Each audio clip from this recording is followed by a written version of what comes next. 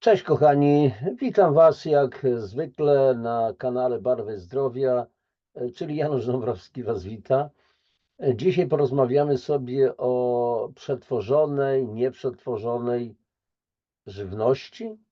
Ja to nazywam produkty do jedzenia, więc pytanie, czy ta żywność, tak zwana żywność przetworzona, możemy ją nazywać faktycznie żywnością. Ja jeszcze raz powtarzam, nazywam to produktami do jedzenia, które są oczywiście obecne w naszych sklepach, które kupujemy. I pytanie, co z tym fantem robić ewentualnie. Pamiętajmy o tym, że jesteśmy zbudowani ze składników, które w siebie wtłaczamy, a więc z tego, co my jemy i co my przyswajamy, bo nie wszystko się przyswaja. I tutaj oczywiście nie chcę wchodzić już w tej chwili w jakieś po prostu małe quasi wykłady dotyczące w jaki sposób dochodzi do trawienia, przyswajania i tak dalej. W tej chwili to już jest mniej istotne, ale bardzo ważne oczywiście. Natomiast powiedzmy, pomówmy o tym, co my w siebie wtłaczamy i w związku z tym, jakie skutki to ewentualnie powoduje. Przypomnę tylko, że mamy XXI wiek, żyjemy w syndromie dwóch podstawowych, żyjemy w czasach, przepraszam, dwóch podstawowych syndromów. Syndrom braków, czyli niedoborów i syndrom nadmiarów. Często o tym mówię, ale przypomnę, syndrom braków. W produktach do jedzenia brakuje nam naturalnych witamin, brakuje polifenoli, brakuje minerałów, brakuje błonnika, brakuje kwasów tłuszczowych omega-3 i wielu innych składników, których zadaniem jest budowanie naszego organizmu, rewitalizacja, regeneracja i tak dalej. A więc mamy syndrom braków i mamy syndrom niedoborów, bo ta żywność, znowu przepraszam, produkty do jedzenia, które nam przygotowuje przemysł, jest po prostu w różnym stopniu przetworzony. O tym będziemy mówić. I jeżeli jest przetworzony, to znaczy, że zostały zastosowane pewne procesy technologiczne, na przykład wysokie ciśnienie, wysoka temperatura i tak dalej, i tak dalej. I pytanie, jak to oddziałuje na składniki, które organizm ma po prostu otrzymać. I teraz do tego produkty do jedzenia mają obowiązek długo leżakować na półkach, czekać na klienta. Jeżeli takie produkty nie będą zawierały odpowiednich konserwantów, to szybko się zepsują. Więc muszą zawierać konserwanty, ale żeby ładnie wyglądać, to mają barwniki, jakieś polepszacze smaku, zapachu, wyglądu również i tak dalej, i tak dalej. W tej chwili są radionuklidy, mikronanoplastik, jabłuszka na przykład, w ogóle wszelkie owoce cytrusowe, pokrywa się różnego rodzaju woskami. Wcześniej się kąpie na przykład owoce cytrusowe, banany w specjalnych roztworach, które mają nie dopuścić, zabezpieczyć przed psuciem się, czyli dostawaniem się na przykład różnego rodzaju grzybów, i tak dalej, i tak dalej. W związku z tym pytanie, co te, jeszcze raz mówię, pozornie zdrowe banany, pozornie zdrowe jabłka i tak dalej, co one zawierają. Dzisiaj powiemy sobie o tej żywności, w cudzysłowie, przetworzonej, lekko przetworzonej, średnio, mocno i tak dalej, i tak dalej. Zrobimy pewną specyfikację, żebyście wiedzieli. Ale tu, jak zwykle Was proszę, z góry o lajki, proszę o subskrypcję. Będziecie po prostu otrzymywać wówczas powiadomienia o wszystkich audycjach. Czy zechcecie obejrzeć, czy też nie, to już jest inna sprawa, ale przynajmniej będziecie wiedzieli, że coś się na kanale pojawia. Oczywiście to wszystko Wasze działania, więc lajki, subskrypcje, komentarze mają znaczenie do tego, czy kanał będzie windowany w górę, czy też nie. W ostatnich 2 miesiącach ruszyło się to bardzo ostro. Bardzo Wam dziękuję za to, bo wzrosła po prostu aktywność, coraz więcej subskrybentów jest. Ludzie mówią niektórzy, że odkryli ten kanał, że bardzo im się podoba. Bardzo mnie to cieszy, przecież o to właśnie chodzi. I w związku z tym, jeżeli ten kanał będzie rósł, to siłą rzeczy będzie docierał do coraz większej ilości po prostu ludzi, do coraz większej liczby ludzi. I teraz, kochani, dobrze, zabieramy się już za nasz temat. Jak często posłużę się po prostu pewnym artykułem z takiej strony chyba amerykańskiej The Nutrition Source, czyli źródło pożywienia. To oczywiście tutaj jest po angielsku, a więc link do tej audycji będzie w opisie, znajdzie się w opisie audycji. Natomiast my posłużymy się już translacją, a więc przetworzona żywność i zdrowie. No, żywność, ciągle mam z tym problemy, z tą żywnością, jak to po prostu nazywać. A więc przetworzona żywność i zdrowie. Żywność, czyli czytajmy produkty do jedzenia. Żywność przetworzona jest powszechnie uważana za gorszą od żywności nieprzetworzonej. Termin ten może sugerować, że pakowany produkt spożywczy zawiera wiele składników, być może nawet sztuczne barwniki, aromaty lub inne dodatki chemiczne. Często określana jako żywność gotowa lub gotowa do spożycia, żywność przetworzona jest uznawana za przyczynę epidemii otyłości, rosnącej zapadalności na choroby przewlekłe, takie jak choroby serca i cukrzyca. Jednak definicja żywności przetworzonej różni się znacznie w zależności od źródła. Tak, oczywiście, i będziemy tutaj mówić zrozumiałe, że te produkty do jedzenia, czyli żywność przetworzona, jest przyczyną wielu naszych chorób. W tej chwili, kochani, mamy ponad 70 tak zwanych chorób tak zwanych cywilizacyjnych, z którymi medycyna sobie z różnych względów kompletnie nie poradzi, bo lekami nie da się po prostu zniwelować skutków jedzenia zatoksycznionej żywności.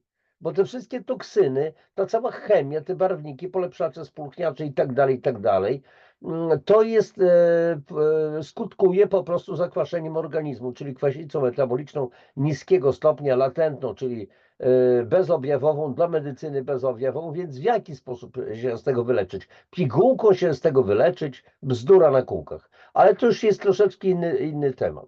I teraz Departament Rolnictwa Stanów Zjednoczonych definiuje żywność przetworzoną jako taką, która przeszła jakiekolwiek zmiany w swoim stanie naturalnym, czyli każdy surowy produkt rolny poddany myciu, czyszczeniu, mieleniu, krojeniu, siekaniu, podgrzewaniu, pasteryzacji, blanszowaniu, gotowaniu, konserwowaniu, mrożeniu, suszeniu, odwadnianiu, mieszaniu, pakowaniu lub innym procedurom, które zmieniają stan naturalny.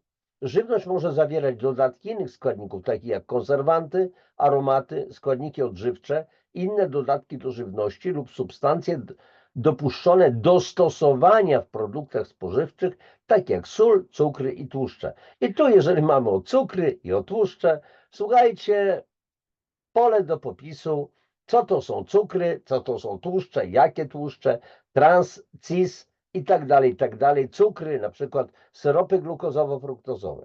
Dalej, Instytut Technologów Żywności amerykański uwzględnia dodatkowe terminy związane z przetwarzaniem, takie jak przechowywanie, filtrowanie, fermentacja, ekstrakcja, zagęszczanie, podgrzewanie w kuchence mikrofalowej i pakowanie.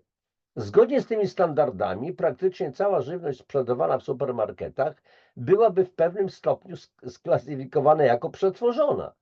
Ponieważ żywność zaczyna się psuć i tracić składniki odżywcze już po zbiorze, nawet jabłka w dziale z owocami i warzywami przechodzą 4 lub więcej etapów przetwarzania, zanim trafią do konsumenta. Dlatego w praktyce pomocne jest rozróżnianie różnych stopni przetworzenia żywności.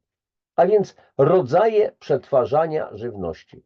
Popularny system klasyfikacji żywności przetworzonej, zwany klasyfikacją NOWA przez V, wprowadzono w 2009 roku. Wyróżnia on 4 kategorie uwzględniające stopień przetworzenia żywności i cel tych modyfikacji.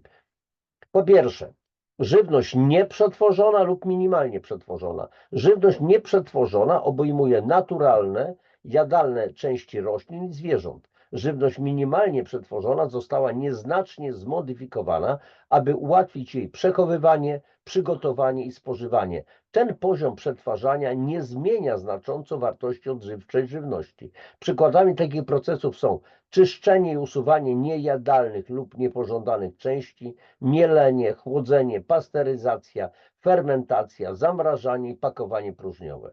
Pozwala to na dłuższe przechowywanie żywności i zapewnienie jej bezpieczeństwa.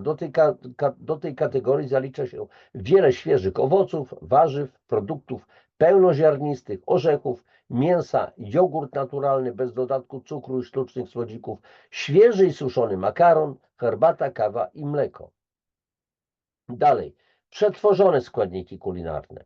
Kategoria ta obejmuje składniki żywności używane w kuchni do przygotowywania i przyprawiania potraw, które pochodzą z minimalnie przetworzonej żywności poprzez tłoczenie, rafinację, mielenie lub mielenie. Zazwyczaj nie są spożywane samodzielnie, ale służą do przygotowywania innych potraw. Przykładami są oleje roślinne, nasiona i orzechy, ocet wytwarzany w wyniku fermentacji octowej wina, miód pozyskiwany z plastrów oraz syrop z klonu bez dodatku aromatów i stabilizatorów.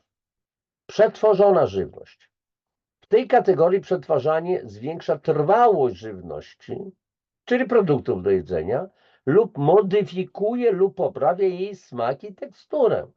Żywność przetworzona pochodzi z jednej lub dwóch poprzednich grup, ale zawiera dodatek soli jako konserwantu, cukru i lub tłuszczu. Przykładami są niektóre konserwy owocowo-warzywne, niektóre sery, świeżo upieczony chleb i konserwy rybne.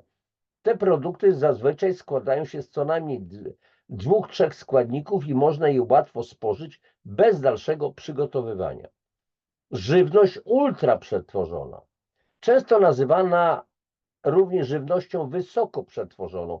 To żywność z poprzedniej grupy, która wykracza poza dodawanie soli, cukru i tłuszczu, aby uwzględnić sztuczne barwniki, aromaty, konserwanty, zagęszczacze, emulgatory, sztuczne słodziki, które promują stabilność przydatności do spożycia, zachowują i poprawiają teksturę oraz zwiększają smakowitość.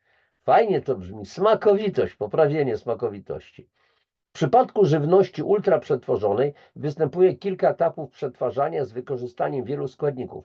Często jest ona produkowana masowo z tanich składników, co czyni ją tanią i wysoce opłacalną. Przepraszam, że się śmieję, ale po prostu może trzeba byłoby zacząć płakać. No ale płakać nie będę. Spekuluje się, że ta żywność jest specjalnie zaprojektowana, aby zwiększyć apetyt, tak aby aby ludzie się ją przejadali i kupowali więcej. Kochani, ten artykuł amerykański ma swoje smaczki, że tak powiem. Autor czy autorzy starają się tak delikatnie omijać pewne tematy. Spekuluje się, że ta żywność jest specjalnie zaprojektowana. Tak, ta żywność jest specjalnie zaprojektowana, aby zwiększyć apetyt, tak abyśmy ją po prostu się przejadali i kupowali więcej. Żywność ultra przetworzona i zazwyczaj gotowa do spożycia z minimalnym dodatkowym przygotowaniem. Nie wszystkie, ale niektóre z tych produktów mają tendencję do niskiej zawartości błonnika i składników odżywczych. Mówiłem o tym na początku. Syndrom braków i syndrom, czyli niedoborów i syndrom nadmiarów. Przykładami są słodkie napoje, ciastka, niektóre krakersy, chipsy, płatki śniadaniowe, niektóre mrożonki obiadowe, mielonka. Produkty te mogą częściowo, jeśli nie całkowicie, zastąpić żywność minimalnie przetworzoną w diecie niektórych osób. W badaniu wykorzystującym dane z amerykańskiego Narodowego Badania Zdrowia i Odżywiania stwierdzono, że żywność ultraprzetworzona stanowi około 60% całkowitej liczby kalorii w diecie Amerykanów. No, Amerykanie mnie tak za bardzo nie obchodzą, chociaż to są ludzie przecież. Przepraszam, jestem tutaj okropny. Ale z drugiej strony nie obchodzą mnie kalorie. Kochani, to nie kalorie są najważniejsze. Chociaż ostatnio wojny pewne stoczyłem z pewnym człowiekiem czy dwojgiem ludzi, gdzie chodziło o odchudzanie i mówiłem, że liczenie kalorii to jest w ogóle bzdura, bo jest bzdura i koniec, kropka. Sugerowano związek między rosnącą sprzedażą żywności ultraprzetworzonej, a wzrostem otyłości. Sugestie, delikatnie. Oczywiście, że jest związek między sprzedażą żywności ultraprzetworzonej, a wzrostem otyłości. bo komórki tłuszczowe wówczas muszą chronić organizm przed toksynami, więc chronią te toksyny, a te toksyny są obecne w komórkach tłuszczowych, w adypocytach. W ten sposób powiększa się kwasica metaboliczna, zaczynamy tyć, a po prostu kwasica promuje otyłość, promuje insulinoporność, cukrzycę typu drugiego i wiele, wiele innych chorób.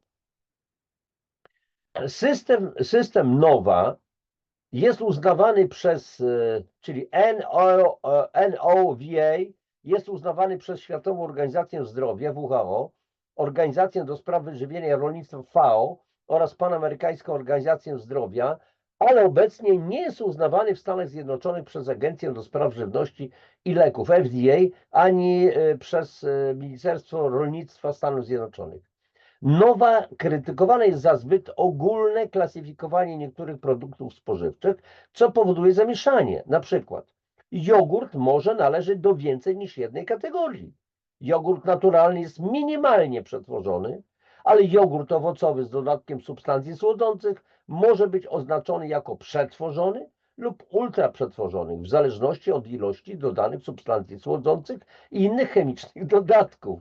No więc się przy okazji dowiadujemy, że w jogurtach są chemiczne dodatki. NOVA nie podaje również pełnych list konkretnych produktów spożywczych w każdej kategorii, więc konsument musi sam zgadywać, do której kategorii się produkt zalicza. Czy przetworzona żywność jest niezdrowa? Nie ma wątpliwości, że przynajmniej część przetworzonej żywności znajduje się w kuchniach większości ludzi. Ma to swoje zalety i wady. No dobrze, porozmawiajmy, kochani, o zaletach. Mrożone, posiekane i konserwowane składniki mogą zaoszczędzić czas w kuchni. Tak czy nie? Tak. Czy mogą być złem? Mogą być złem. Dalej, niektóre przetworzone i wzbogacone produkty spożywcze dostarczają ważnych składników odżywczych, których w zabieganym gospodarstwie domowym lub gospodarstwie domowym o ograniczonym budżecie na żywność nie można uzyskać. Ha, ha, ha, ha.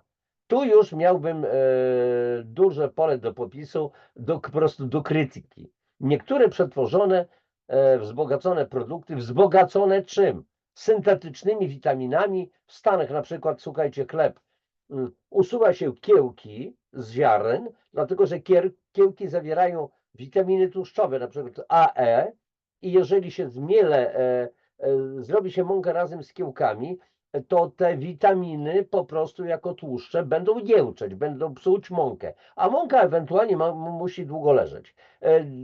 Oprócz tego w tych ziarnach nie ma innych wielu składników, więc kiedyś czytałem, to już było sporo lat temu, że na przykład w Stanach Zjednoczonych do wypieków dodaje się syntetyczne witaminy, na przykład z grupy B, bo produkty nie zawierają w ogóle witamin, a więc i te oczywiście produkty są znacznie droższe.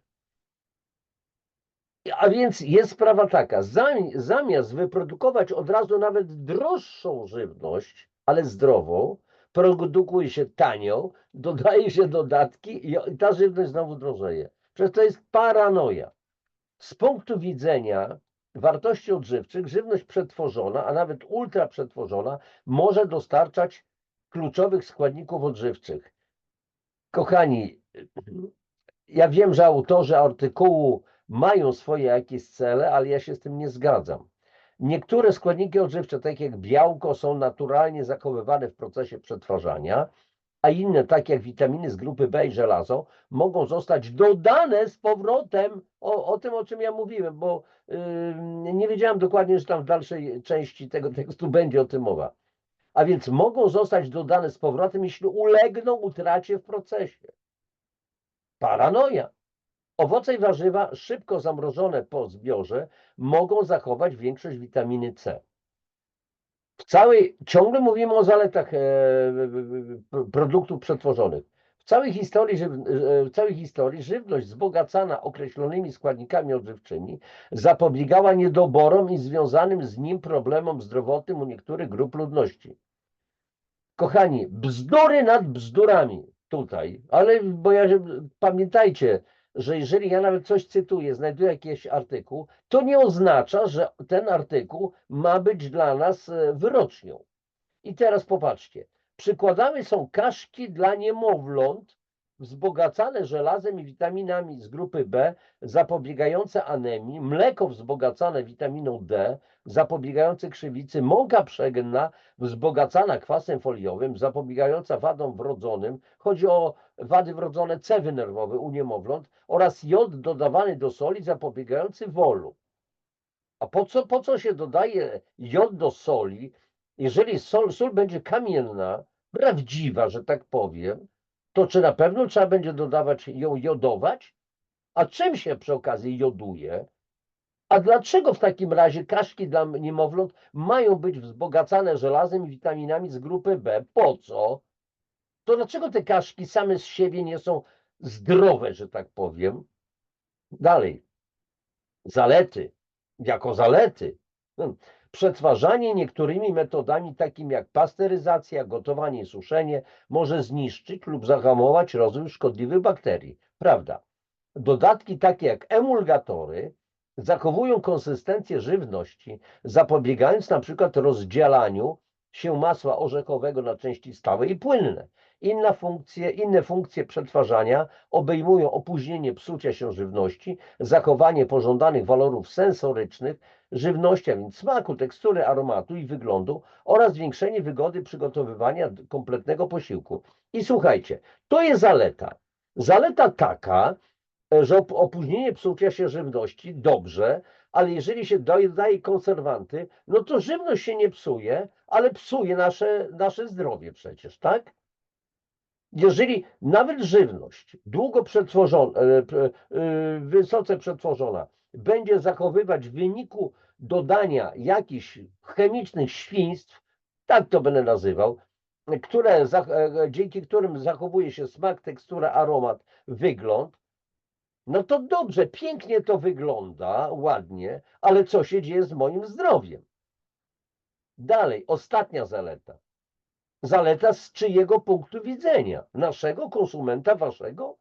Dlatego niezastąpiona rola przetwórstwa żywności pozwala nam mieć stabilne i przewidywalne zaopatrzenie w żywność oraz utrzymuje bezpieczeństwo żywnościowe i odżywcze.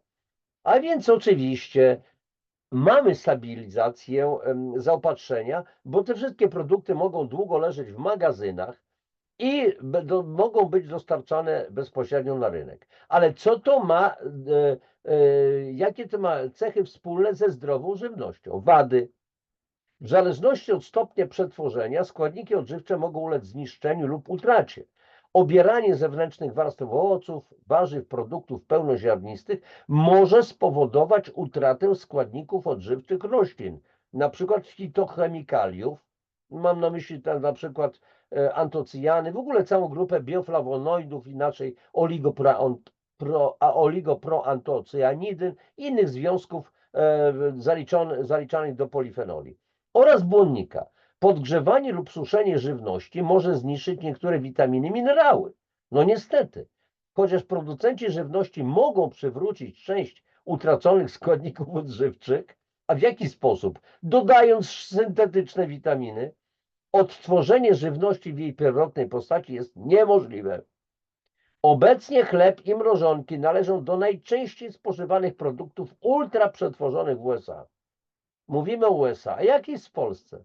Przecież myśmy wszystko zmałpowali, tak prawdę mówiąc, z Unii i ze Stanów Zjednoczonych. Chociaż produkty te mogą być dobrym źródłem pełnego ziarna, błonnika, witamin i minerałów, autorzy, żartujecie? Ultraprzetworzone produkty do jedzenia będą zawierały błonnik, witaminy, minerały. Jakie? Mogą również zawierać dużo sodu, dodanych cukrów i tłuszczów nasyconych. Nie mogą, tylko zawierają dużo sodu, dodanych cukrów, tłuszczów nasyconych. Nasycone, czyli jakie? Zwierzęce? Zwierzęce tłuszcze nie są takie złe. W odróżnieniu od szybko tleniających się na przykład roślinnych. Biorąc pod uwagę różnorodność produktów ultraprzetworzonych, pomocne może być odróżnienie tych o niższej wartości odżywczej od szerszej kategorii. Takie rozróżnienie można ustalić, oceniając zawartość składników odżywczych w żywności i długoterminowe skutki zdrowotne. Produkt o nierównomiernie wysokim stosunku kalorii do błonnika i zdrowych składników odżywczych, np. tłuszczów nienasyconych, witamin z grupy B, potasu, może być uważany za produkt ultraprzetworzony o niskiej wartości odżywczej. Na przykład napoje gazowane. A czym gazowane? Gazowane są dwutlenkiem węgla, CO2, a CO2 świetnie się rozpuszcza w wodzie i razem z wodą tworzy słaby, ale kwas węglowy, który zakwasza nasze organizmy. A więc na przykład napoje gazowane dostarczają dużo kalorii z dodanych cukrów, na przykład syropu glukozowo-fruktozowego i nie zawierają żadnych zdrowych składników odżywczych. Badania potwierdzają związek między wysokim spożyciem napojów słodzonych cukrem, a zwiększonym ryzykiem otyłości, cukrzycy, chorób serca. Z drugiej strony pieczywo pełnoziarniste i płatki śniadaniowe o niskiej zawartości cukru, zawierające błonniki wzbogacone składnikami odżywczymi, takimi jak kwas foliowy, są konsekwentnie powiązane z niższym ryzykiem udaru mózgu. Aby zobrazować spektrum przetwarzania żywności, poniższa tabela uwzględnia żywność ultraprzetworzoną o niskiej wartości odżywczej jako odrębną kategorię. W systemie NOWA oddzielamy również kategorię żywności nieprzetworzonej i minimalnie przetworzonej, pomijając kategorię przetworzonych składników kulinarnych, która obejmuje głównie uzupełniające składniki żywności, wspomagające gotowanie i przygotowywanie posiłków. Jak to jest, że składniki żywności wspomagające gotowanie? Co wspomaga gotowanie?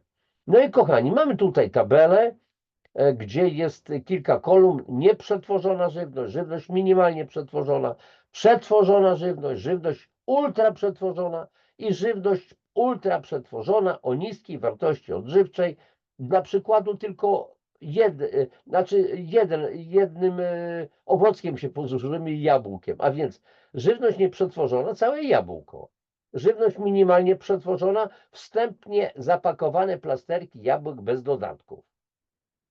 Przetworzona żywność, niesłodzony mus jabłkowy zrobiony z jabłek, wody i kwasu askorbinowego, zapobiegając jego brązowieniu, czyli utlenianiu. Dalej, żywność ultraprzetworzona, słodzony już sztucznie mus jabłkowy zawierający powyższe składniki oraz syrop kukurydziany, syrop glukozowo-fruktozowy o wysokiej zawartości fruktozy. Świństwo nad świństwami, bo jeżeli jemy jabłko, to jabłko razem z polifenolami, z witaminami, z błonnikiem i tak dalej, i organizm tą fruktozę przetworzy. Natomiast w sokach nie ma mowy. Do przetworzenia glukozy organizm ma insulinę, natomiast do fruktozy nie ma nic. I dobrze, i dlatego po prostu tyjemy. I jest insulinooporność. Żywność ultraprzetworzona o niskiej wartości odżywczej, przykład napój jabłkowy z syropem kukurydzianym, czyli syropem glukozowo-fruktozowym, dlatego że syrop glukozowo-fruktozowy jest wytwarzany z kukurydzy typu GMO, bo na rynku innych nie uświadczysz. Plus duża zawartość fruktozy z dodatkiem barwników. No i tutaj są oczywiście inne przykłady, nie będę tego teraz odczytywał. Jak powiedziałem, w opisie audycji będzie link do tego artykułu, więc będziecie mogli tam zajrzeć. Odkodywowanie listy składników na etykiecie produktu spożywczego. Znajomość poszczególnych składników żywności jest dobrą praktyką dla każdego, ale może być szczególnie przydatna dla osób z alergiami lub nietolerancjami pokarmowymi, cukrzycą lub chorobami układu pokarmowego. Niektóre osoby mają reakcje alergiczne na dodatki, takie jak sztuczne barwniki, a osoby z wrażliwym żołądkiem mogą odczuwać lekkie wzdęcia lub biegunkę w wyniku kontaktu z substancjami zagęszczającymi, takimi jak karagen lub guma guar. Faktem jest, że i karagan, i guma guar to są składniki naturalne, ale których normalnie my nie konsumujemy. W wielu przypadkach im dłuższa lista składników, tym bardziej przetworzona jest żywność. Jednak składnik, który nie jest rozpoznawalny lub ma długą nazwę chemiczną, niekoniecznie jest niezdrowy. Aha, dobrze, zobaczymy. Podczas przeglądania listy składników na opakowaniu produktu spożywczego należy wziąć pod uwagę następujące kwestie. Składniki są wymieniane w kolejności ilościowej i wagowej. Oznacza to, że składnik żywności o największej wadze będzie wymieniony jako pierwszy, a składnik o najmniejszej wadze jako ostatni. Niektóre składniki, takie jak cukier i sól, mogą być wymienione pod innymi nazwami.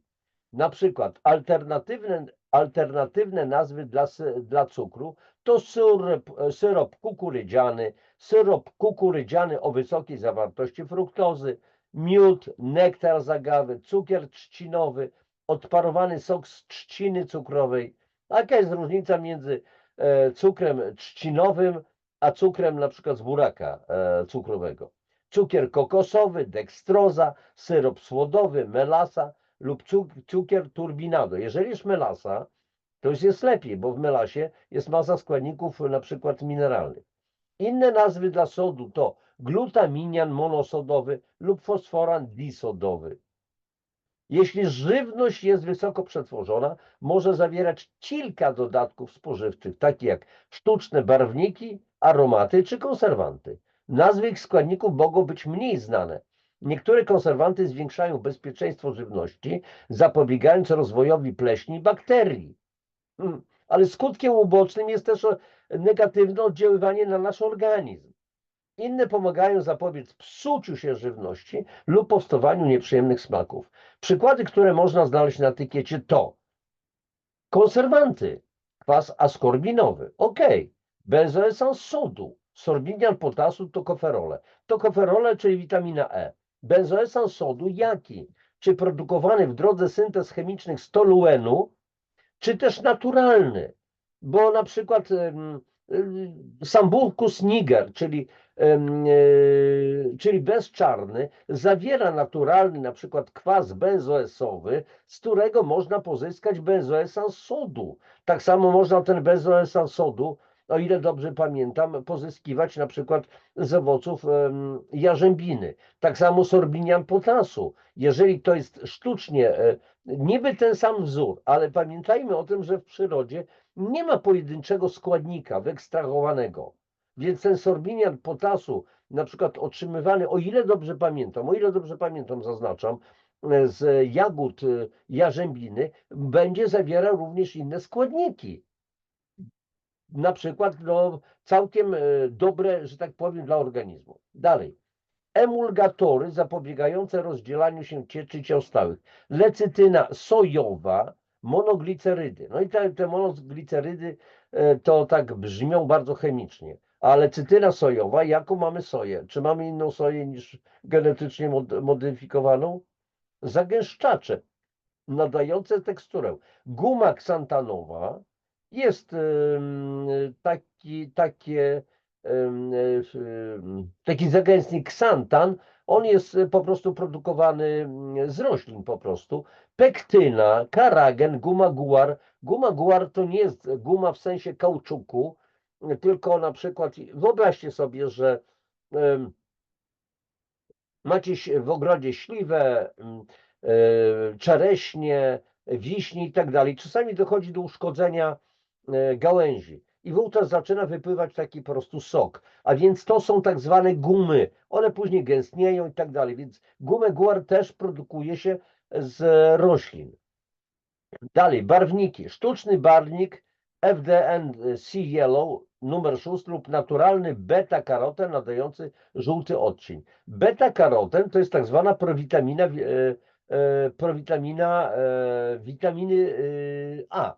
A więc najpierw jest beta-karoten, a później dopiero witamina A. A więc jeżeli to jest naturalny, nie ma żadnego problemu. Żywność wzbogacona zawiera witaminy, minerały dodawane po przetworzeniu. Składniki te zostały utracone podczas przetwarzania lub zostały dodane z powodu ich niedoboru w przeciętnej diecie. Przykładami są witaminy z grupy B, riboflawina, niacyna, niacynamid, kwas foliowy, niacyna, bardzo ciekawa witamina, bo jeżeli ja łykałem swego czasu i dość sporo niacynkę, to w związku z tym dochodzi do tak zwanego efektu flasha, czyli ciało po minucie, dwóch zaczyna czerwienieć, jest bardzo silne dokrwienie, a później, czyli naczynia krwionośne się rozszerzają, później się obkurczają. Jeżeli się za dużo po prostu wzięło, to można czuć aż takie po prostu dreszcze. Ale niacynamid albo nikotynoamid, inaczej to jest witamina B3. Bardzo ważna witamina. Beta-karoten, żelazo w postaci sierszczanu, żelaza dwuwartościowego, witamina C, czyli kwas askorbinowy, witamina D lub aminokwasy zwiększające zawartość białka, na przykład L-tryptofan, L-lizyna, L-leucyna, L-metionina itd., itd. Składniki powszechnie stosowane w produkcji żywności ultraprzetworzonej, takie jak tłuszcze nasycone, dodany cukier i sód, stały się wskaźnikami złej jakości diety ze względu na ich wpływ na choroby serca, otyłość i wysokie ciśnienie krwi. Szacuje się, że żywność ultraprzetworzona dostarcza około 90% całkowitej liczby kalorii uzyskanych z dodanych cukrów. A więc jak najmniej cukru w produktach. Jak najmniej. A słodzi się, kochani, wszystko. Nawet wędliny. Z czego sobie może sprawy nie zdajecie, bo skąd? Ja kiedyś też nie miałem pojęcia. Pieczone boczki, kiełbasy, parówki, tam można znaleźć po prostu cukier. I teraz tak, jeżeli chodzi o choroby serca, otyłość, wysokie ciśnienie krwi, to wszystko pochodzi, kochani, od zakwaszenia, czyli kwaśnicy metabolicznej niskiego stopnia. Podsumowanie. Przetwarzanie żywności to bardzo szerokie spektrum obejmujące zarówno podstawowe technologie, takie jak mrożenie czy mielenie, jak i dodawanie dodatków, które przedłużają trwałość produktów lub zwiększają ich walory smakowe. Zasadniczo optymalnym rozwiązaniem jest promowanie w codziennej diecie żywności nieprzetworzonej lub minimalnie przetworzonej. Niemniej jednak spożywanie żywności przetworzonej, a nawet ultraprzetworzonej, jest wyborem konsumenta, a każdy rodzaj ma swoje wady i zalety. Kochani konsumenci, do was się zwracam, moi oglądający, moi goście. To wasz wybór. Tu z tego artykułu wyraźnie mówi, wasz wybór. Tak, to jest prawda, to jest nasz wybór. Etykieta wartości odżywczych, lista składników mogą być przydatnymi narzędziami w podejmowaniu decyzji, kiedy włączyć do diety żywność bardziej przetworzoną. Istnieją dowody wskazujące na związek między niektórymi rodzajami przetworzonej żywności, a niekorzystnymi skutkami zdrowotnymi, zwłaszcza w przypadku żywności ultraprzetworzonej o niskiej wartości odżywczej, która zawiera dodane cukry, nadmiar sodu, niezdrowe tłuszcze, na przykład tłuszcze uwodornione, czyli na przykład margaryna.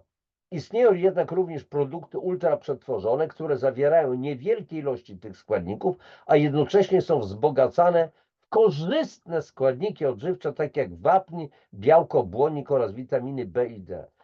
Wolałbym jeść żywność nieprzetworzoną, która wszystko to zawiera, gdzie rośliny po prostu są uprawiane na zdrowej glebie, bez dodatków chemicznych, na oborników, w ogóle na nawozach organicznych itd., itd.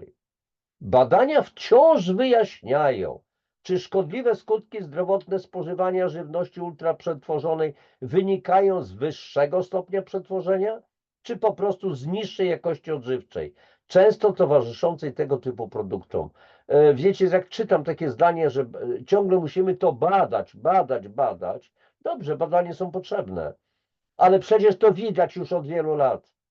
Zaraz coś jeszcze o tym powiem. Dostępny jest coraz szerszy wybór żywności przetworzonej i ultraprzetworzonej, a niektóre produkty mogą stanowić wartościowy dodatek do zdrowej diety.